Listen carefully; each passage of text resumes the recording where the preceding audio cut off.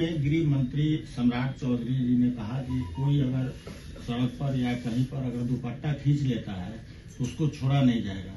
क्या मुख्यमंत्री के हिजाब प्रकरण पर पुलिस ने कोई संज्ञान लिया है?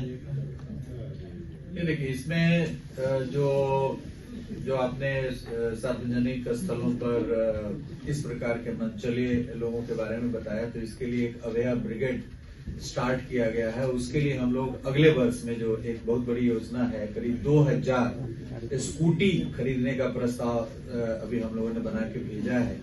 और उसमें हमारी जो महिला सिपाही है, महिला सब इंस्पेक्टर है, एएसआई है, उनको उसमें तैनात किया जाएगा। और जो संवेदनशील बिंदु हैं, स्कूल के सम्मुख, कॉलेज के सम्मुख, कोई कोचिंग सेंटर है उसके सम्मुख, तो उन सभी संवेदनशील जगहों पर जहाँ पर इस प्रकार के मंचलों के द्वारा छेड़खानी की संभावना प्रबल रहती है, वहाँ पर मॉब लिंचिंग के बारे में कुछ बताएंगे?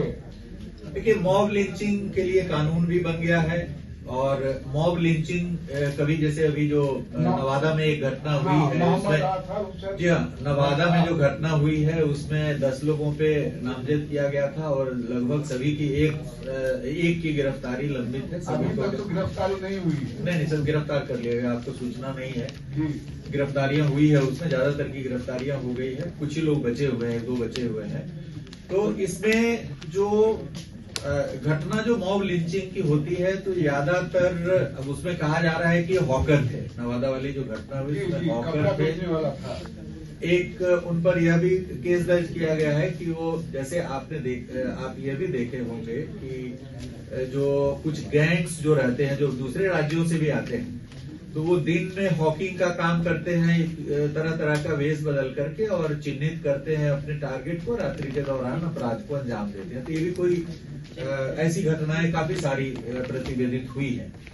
तो जनता के जनमानस में ये रहता है कि यदि कोई भी हॉकर, उस तरह का यदि आदमी साधु संत के वेश में भी कभी कभी रहता है, तो उसको वो मानते हैं कि हो सकता है अपराध की नियत से हमारे घर को चिन्हित कर रहा है, गांव को चिन्हित कर रहा है और अपराध को अंजाम देगा।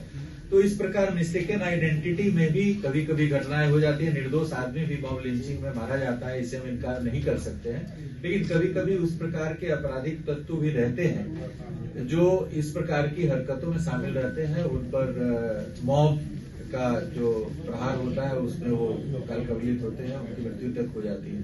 तो मॉब लिंचिंग के अपराध जो है पहले काफी था, कानून में संशोधन हुआ है, मॉब लिंचिंग को अपराध घोषित किया गया है, इसे क्राइम घोषित किया गया है। और पुलिस भी काफी तत्परता पूर्वक मॉब लिंचिंग की जहाँ कहीं घटना होती है उसको हम लोग काफी संवेदनशीलता के साथ देखते हैं। और इस केस को, नवादा वाले केस को हम सीधे अपने मॉनिटरिंग में रखेंगे। और धन्यवाद।